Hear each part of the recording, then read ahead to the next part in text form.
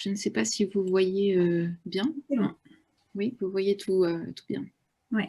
Alors, je vous remercie pour cette invitation et je suis très heureuse de participer à ce webinaire qui est tout à fait passionnant. La notion de territoire est très riche, on l'a vu, et puis la question de l'interaction des scientifiques en fait sur le territoire, non pas seulement avec un temps différé et une géographie lointaine, c'est-à-dire souvent on travaille de Paris avec notre temps de la recherche qui est le nôtre et qui n'est pas forcément celui aussi des acteurs. Donc c'est une question qui est vraiment très riche et qui, à mon avis, sera très fructueuse. Je remercie beaucoup mes collègues pour les définitions de territoire qui ont été faites auparavant. Cédric Parizeau pour avoir montré à quel point le territoire n'est pas une donnée évidente, mais qui est toujours en construction et qui n'est même pas lié spécifiquement à la géographie. Hein. Ça peut être dématérialisé à travers les relations qu'on a avec les acteurs, que les acteurs ont entre eux. Et puis, David Montembeault pour avoir rajouté cette notion de vécu en particulier, hein, de territoire qui est vécu et qui est approprié par le vécu. Et comme je suis dans le domaine de l'histoire, peut-être que je rajouterai une autre dimension qui est celle de l'aspect mémoriel. Le territoire, c'est aussi celui auquel on sent qu'on appartient parce on partage une histoire avec l'espace dans lequel on vit, que ce soit l'histoire de notre famille ou une histoire à laquelle on s'est attaché parce qu'on vit sur ce territoire. Donc je suis spécialiste en fait d'histoire de la famille et de la démographie. Et notre enquête est une enquête de démographie historique et je vais vous montrer en fait comment, au fur et à mesure, nous nous sommes alliés avec les acteurs locaux pour faire notre enquête. Et en fait, notre démarche dans les sciences participatives est assez nouvelle puisqu'elle a été fondée, elle n'a commencé qu'en 2018.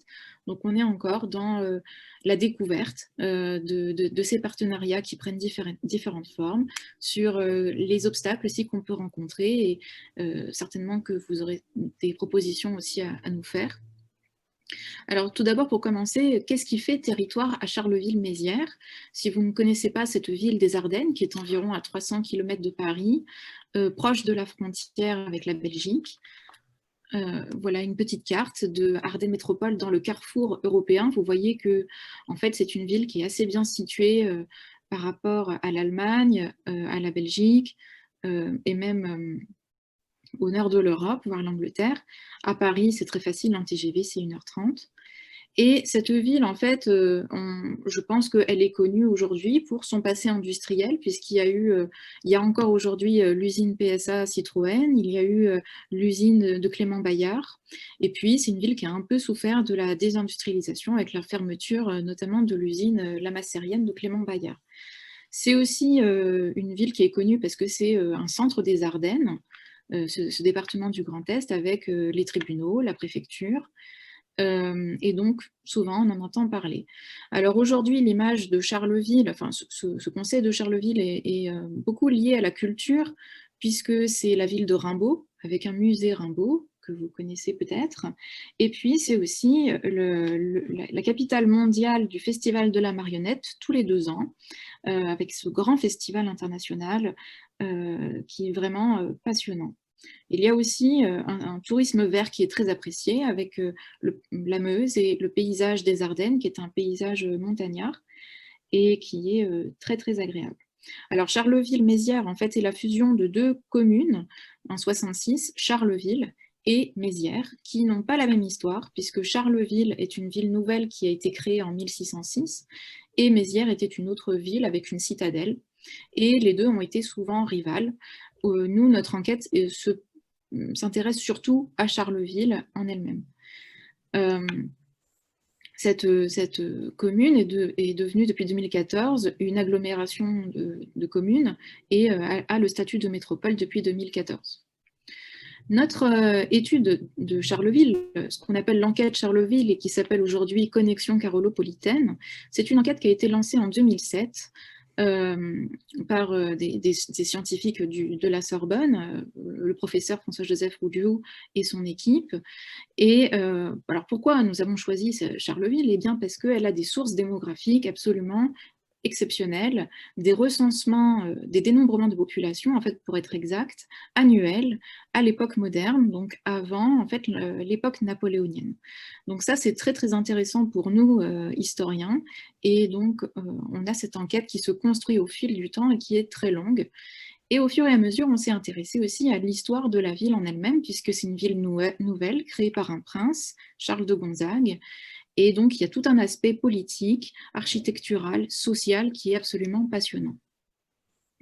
Les principaux partenaires que nous rencontrons sont bien sûr la ville de Charleville, la commune en elle-même, avec son maire actuel, Boris Ravignon, qui nous a souvent reçus et avec qui on avait signé une convention qui nous permettait de faciliter en fait les trajets et le déplacement des scientifiques à Charleville.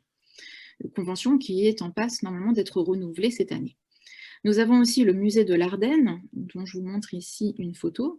Le musée de l'Ardenne a été, je vous montrerai aussi un peu plus tard, est toujours un partenaire précieux, parce que non seulement ils ont des archives très intéressantes, comme ce plan de Charleville qui date de la fin du XVIIIe, mais aussi pour toute l'aide logistique qu'ils peuvent nous apporter, des salles, du conseil, pour l'organisation des événements scientifiques, un point de vue aussi sur l'histoire de Charleville, sur des fois ce qui est important. Ils ont beaucoup aussi d'objets qui peuvent nous aider dans nos démonstrations historiques.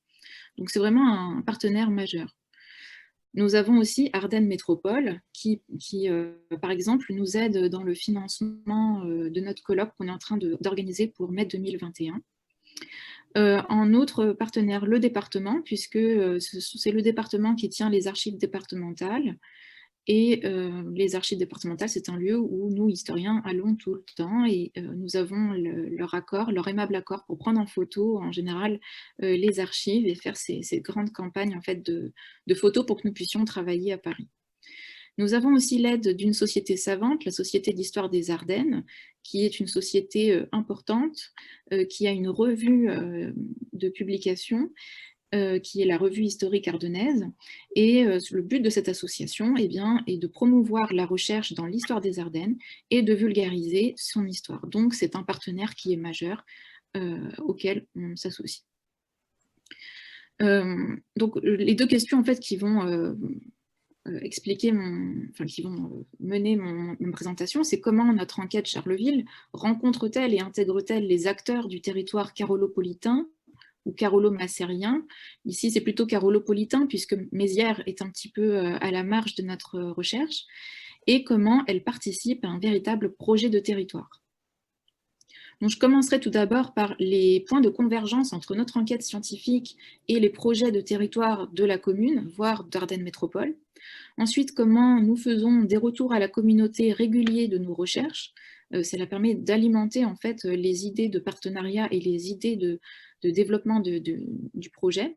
Et enfin, les projets participatifs, il y en a 3 principaux, un véritable tournant depuis 2018 et qui s'explique par l'immensité en fait, de nos données au fur et à mesure. Alors tout d'abord, la convergence de nos buts scientifiques avec les intérêts locaux, eh bien, c'est tout d'abord la mise en valeur du patrimoine historique et architectural de la ville, qui est vraiment exceptionnel. Charleville est une ville qui est historiquement industrielle, hein. La métallurgie était travaillée depuis l'époque moderne, donc il y a un vrai savoir-faire.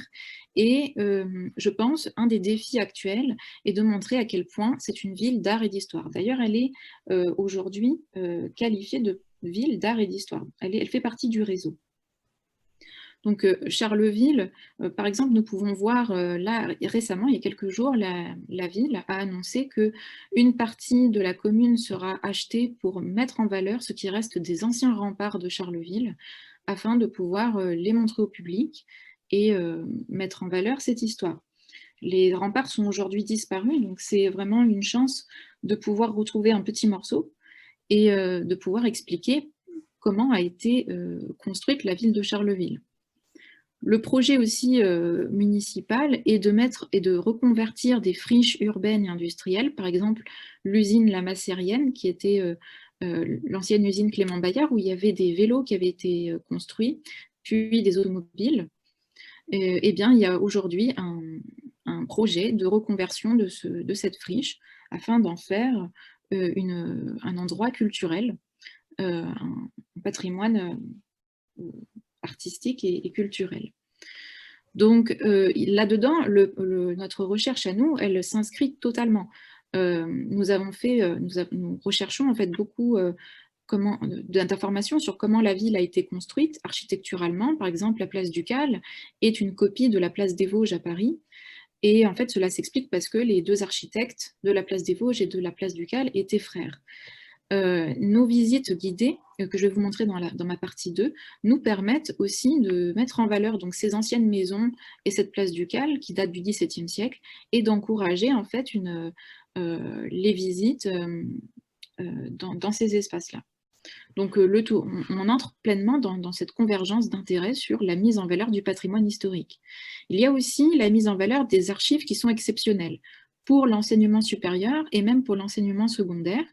Donc avec les photos dont je vous parlais, nous faisons une collecte d'archives, une numérisation, que nous prévoyons en fait de mettre à disposition des chercheurs. Donc, par exemple, très concrètement, à la Sorbonne, dans l'unité de recherche en histoire de la famille et de la démographie, nous avons des documents à disposition des étudiants pour qu'ils puissent faire des comparaisons avec d'autres villes ou bien se plonger sur l'histoire de Charleville.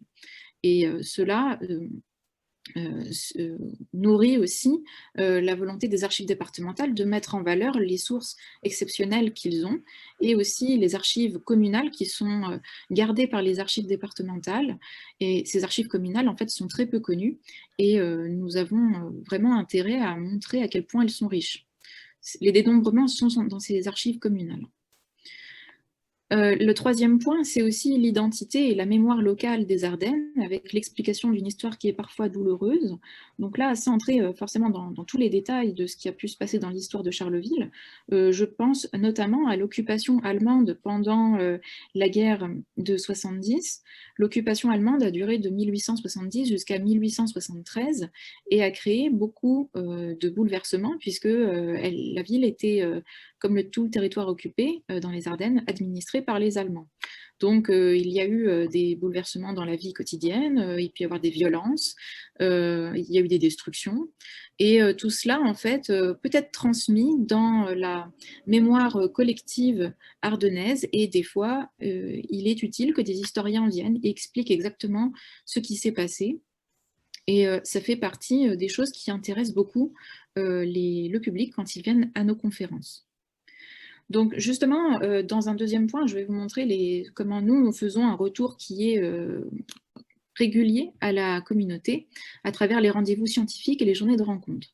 Donc dans les rendez-vous scientifiques, on connaît deux grands colloques, hein, le premier qui a eu lieu en 2011 et le deuxième qui est en préparation en 2021, avec le concours de la Société d'histoire des Ardennes.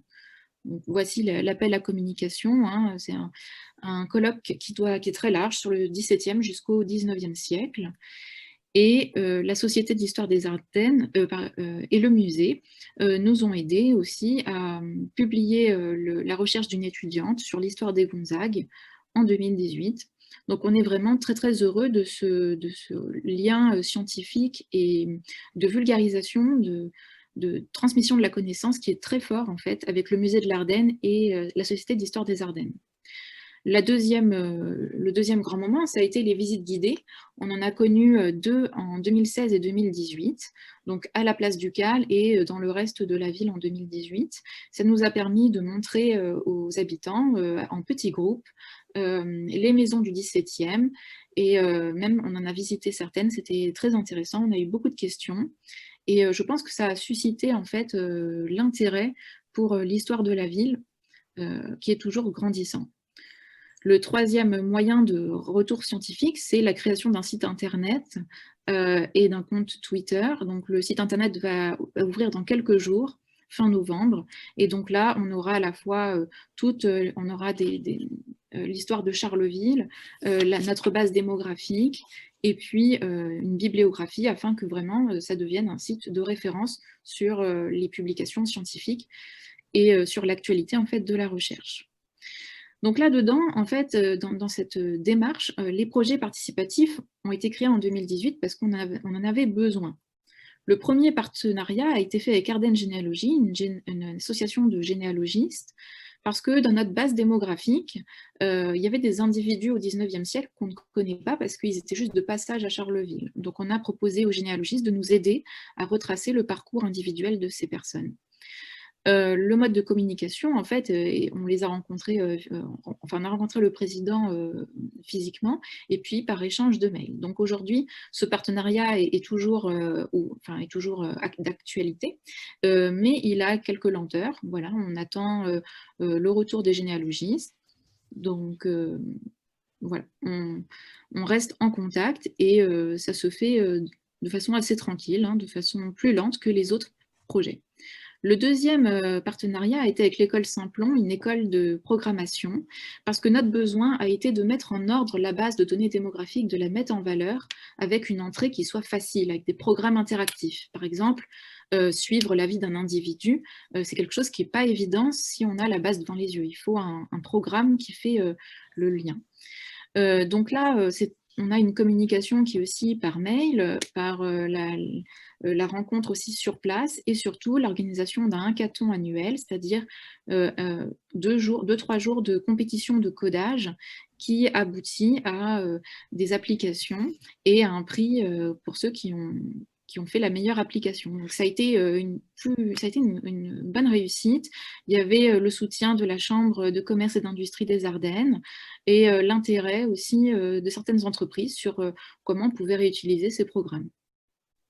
Troisièmement, on a aussi des contributions ponctuelles au fil de l'eau par des gens qui sont proches des archives et qui ont été très précieux dans la collecte de, dans la collecte de données, en fait, à partir de fichiers Excel qui nous donnaient des renseignements sur les décès d'individus.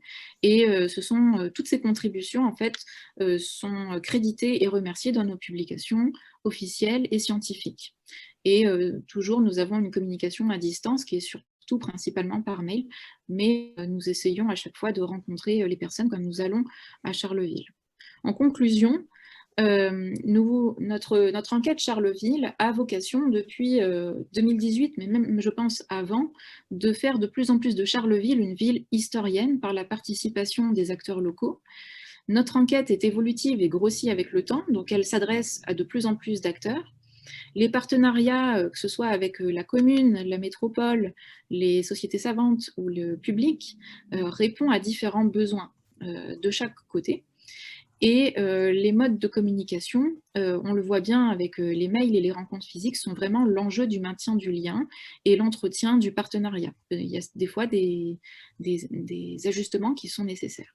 Alors pour concrétiser en fait cette synergie entre les différents acteurs, nous créons là en ce moment une association de loi 1901 qui a dans son équipe de créateurs, à la fois des scientifiques de la Sorbonne, dont moi-même, et des acteurs locaux qui sont soit du musée de l'Ardenne, soit de la commune.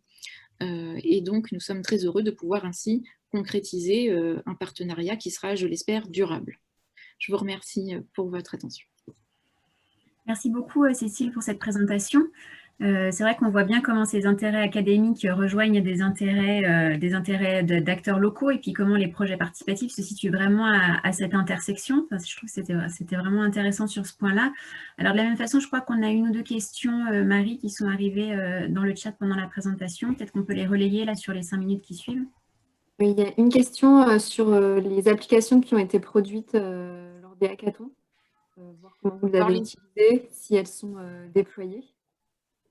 Alors, les applications ne sont pas encore déployées parce que, de ce que j'ai compris, il faut encore pouvoir les adapter au site internet qui va être créé. Mais c'est prévu. Enfin, là, les applications, ce serait pas. Je ne sais pas du côté des entreprises, hein, s'il y a des entreprises qui vont les acheter ou comment. De ce côté-là, comment ça va s'organiser, mais de notre côté, oui, on prévoit de les utiliser et d'en faire un outil d'interaction en fait entre ceux qui seront sur le site internet et la donnée que nous alimentons. Merci. Il y a une autre question sur Oui. celle qu'on avait précédemment, un peu sur la coordination et l'impulsion de ce projet et de ces partenariats. Alors oui, tous les historiens ou historiennes académiques acceptent-ils ou elles de travailler avec des amateurs et des non-historiens? Bien en fait, oui, on n'a jamais eu de problème et au contraire, par exemple avec la Société savante d'histoire des Ardennes, il y a eu beaucoup de publications qui a été faites par les membres de cette société qui nous sont extrêmement utiles. Alors, par exemple, hein, c'est un exemple parmi d'autres, sur l'histoire des rues, nous, c'est des données où enfin, c'est des choses qu'on a du mal en fait à comprendre avec les archives qu'on a, mais eux, comme ils connaissent mieux les archives et qu'ils ont aussi une meilleure connaissance du territoire, pour nous, c'est une richesse en fait. Donc, on n'a jamais eu ce problème. Voilà, en fait, on accueille vraiment avec beaucoup d'intérêt tous les éléments qu'on peut avoir sur l'histoire locale. Merci. Il y avait une question juste au-dessus aussi sur la coordination de ce projet et de ces différents partenariats. Donc, peut-être un peu l'impulsion qui a été donnée et puis comment c'est envisagé la coordination. À qui coordonne toutes les dimensions? Eh bien, pour le volet scientifique, en fait, c'est l'équipe scientifique. Et puis, en fait, il n'y a pas, comment dire, quand on rencontre la ville, en général, c'est des réunions avec le maire, le musée de l'Ardenne, les archives départementales.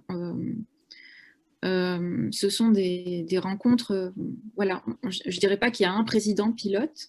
En fait, nous, on arrive en fait, avec nos demandes de la Sorbonne et puis on voit si la ville est d'accord avec ça, si ça rencontre une possibilité.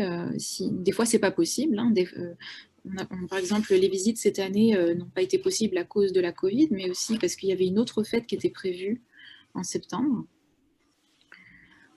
Alors, est-ce qu'on fournit des formulaires de dépouillement d'archives? Oui, pour les actes de décès, par exemple, on a fourni des formulaires pour aider en fait à la saisie des informations. Et une question aussi dans l'autre question-réponse qui se rapporte à ça, c'est quels sont les outils de collecte d'informations? Eh bien, en fait, les fichiers Excel. Pour l'instant, c'est que les fichiers Excel. Si je mets de côté le codage, bien sûr, qui est un peu plus compliqué, mais pour l'instant, c'est que des fichiers Excel, oui. On espère qu'avec le nouveau site, on va pouvoir mettre les formulaires de saisie directement sur notre site internet, mais comme on ne l'avait pas jusqu'à présent, c'était par fichier Excel.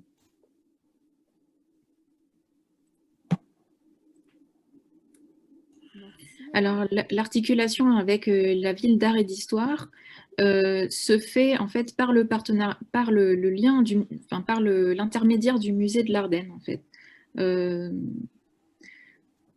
C'est surtout eux en fait qui nous permettent de dire voilà, ça peut correspondre. C'est eux qui nous guident en fait sur cette partie-là. Okay, merci beaucoup.